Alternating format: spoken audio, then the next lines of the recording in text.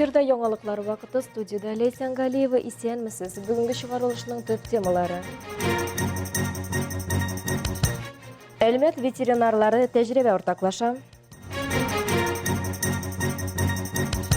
Ознакайда юл хәрәкәте иминлеге буенча профилактик чаралар үткәрелде. 5 еллык алтын алма турындагы әкиятләр паблик арт программасы озаккы проектын булдырды. Быйыл республиканың авыл хуҗалыгы хезмәтчәннәре бөртеклеләрдән лаеклы уңыш җыеп алынды. 5 миллион тоннадан артык. Уңыш гектардан 36,8 центнер тәшкил итте.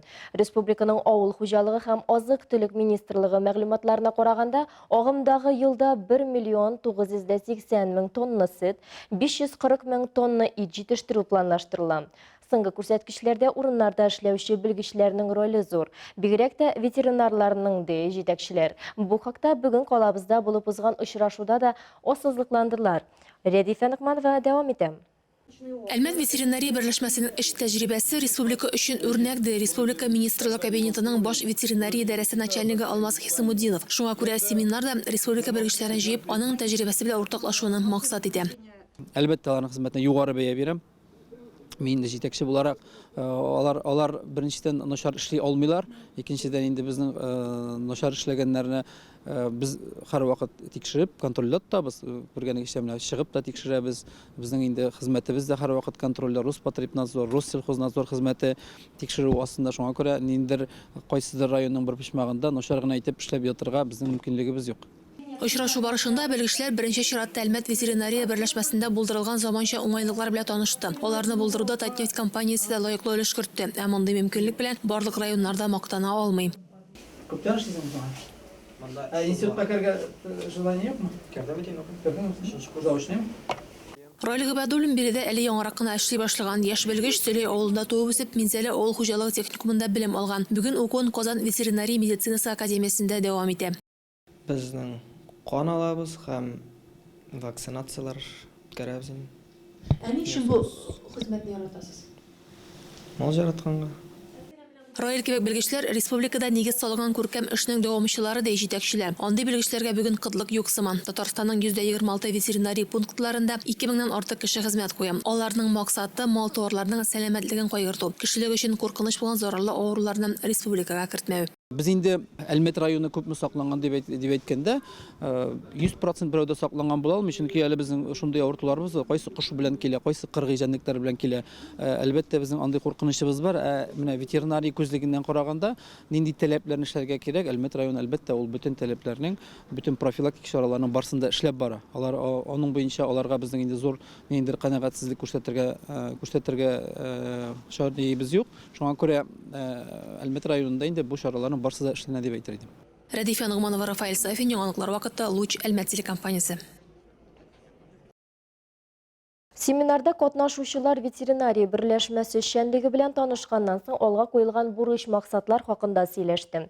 Очрашу Адымнар полилингваль гимназиядә узды. Биредә кешелек өчен куркыныч тудырырдай авыруларның республика территориясенә үтеп кермәвен тәкъмин итүче мөһим чаралар турында фикер алыштылар. Моннан тыш хезмәт алдынгыларын бүләкләү тантанасы да булды. Республика министрлар кабинетының баш ветеринария идарәсе бүләкләреннән тыш һөнәри бәйрәмнәре уңаеннан мактау грамоталарын һәм рәхмәт хатлары белән Әлмәт районы авыл хуҗалыгы хезмәтчәннәре дә бүләкләнде. Чарада катнашкан район башлыгы Тимур Нагуманов шулай ук калабызда хуҗасыз үтмәшчеләргә күрсәтелә торган ярдәм турында да сүз кузгатты. Күптән түгел генә ветеринария берләшмәсендә Татнефть гранты ярдәмендә ветеринар медицина үзәге эшли башлады.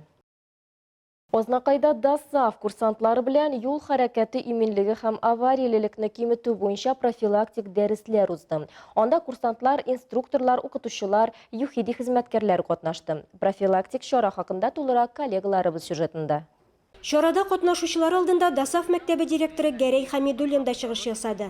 Бүген көндә безнең 16 яшьтән алып 72 яшькә хәтле курсантлар укыйлар. Менә азакы теге елны безнең укыды инде 73 яшьлек даже курсантка. Без башта инде теоретически үтәбез һәм аннан соң без аны практически бүген инде күрсәтәбез. Менә шушы машиналар Да, мына шушы аварияга очраган машиналар, алар барсы да инде нинди дә булса нарушение ясаганнар. Ел башыннан исәпләгәндә районда 100дән артык юл транспорт һәлакәте теркәлгән. Авариялар нәтиҗәсендә 9 кешенең гомере өзелгән. Шул исәптә балалар да бар. Әйе, юл беркемнең дә ваемсызлыгын, хаталарын кичерми.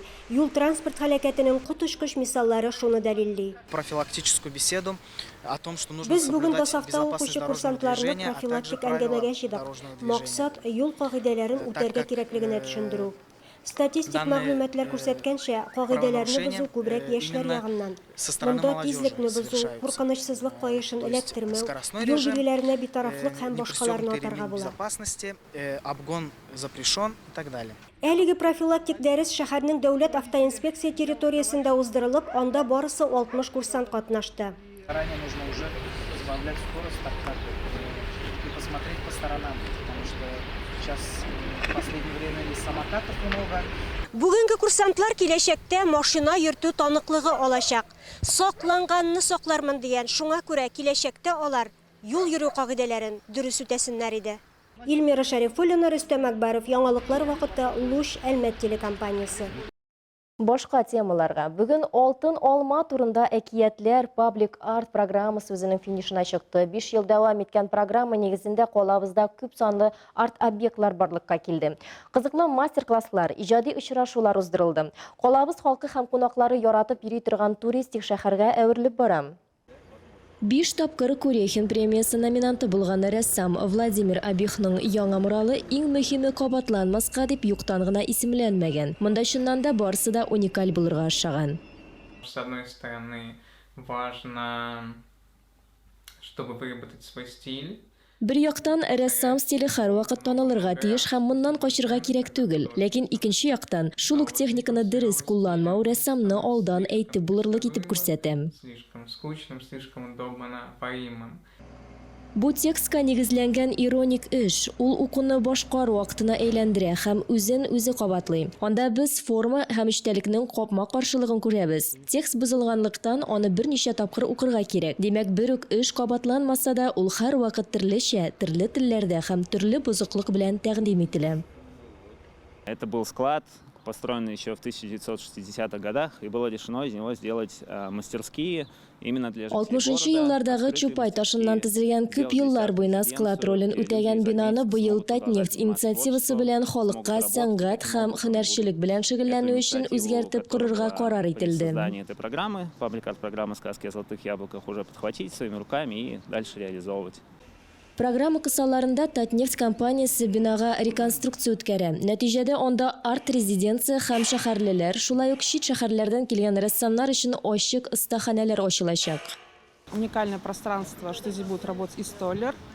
Агач эшкәртүчесе дә, чүлмәк ясау остасы да, рәсем сәнгать рәсемнәре дә эшләячәк уникаль мәйдан бу. Сәнгать белән бәйле булган барсы да монда булачак. Будет реализовано здесь. Кайгырту темасы да паблик арт программасының соңгы сезонында төрле чагылышларда урын алды. 28 метр озынлыктагы әлеге эш 2022 елгы сезонның кунак рәссамнары Әлмәт шәһәр фасадларын бизәү өчен оештырган мураллар сериясендә соңгысы булачак. Искәртеп узабыз, 5 еллык Алтын алма турындагы әкиятләр паблик арт программасы шәһәребезнең төп табигый байлыгы нефть булган тарихи хәтерен урам диварларына күчереп, бер маршрут белән тоташкан дастан ролен үти. Проект ярдәмендә Әлмәттә 40-тан артык арт-объект барлыкка килде. Калабыз халкы үсеше өчен тудырылган мөмкинлекләргә чөп-чынлап сокланырлык. Бүген Татарстан нефтчеләре ярдәме бәрабәренә Әлмәт велоюллар инфраструктурасы белән дан тота. Шуңа бәйле рәвештә төбәгебездә яңа спорт төре үсеш алды. Триатлон буенча ярышлар ел әйләнәсендә узып килә. Узган елларда да Әлмәт акватлон буенча республика беренчелегендә катнашучыларны кабул итте. Триатлон буенча Татарстан чемпионаты һәм республика беренчелеге узды. Акватлон дисциплинасы катнашучылардан билгеле бер дистанцияны йөгереп һәм йөзеп узуны таләп итә. Нәкъ менә бу дисциплина күп санлы кешене берләштерә дип белгечләр. Акватлон он развивает спортсменов выносливость, и в нем могут принять все спортсмены. Теләге булганнарга нибары йөзү костюм һәм йөгерү өчен кроссовкалар гына кирәк. Триатлонда исә тиз йөрүчле велосипедта кирәк әле. Доступный, можно участвовать, имея только кроссовки и плавки. можно принять участие. Если в том же триатлоне нужно иметь велосипед.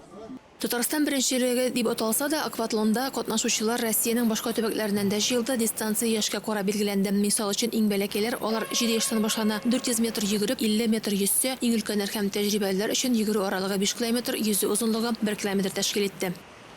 Мне понравилось все.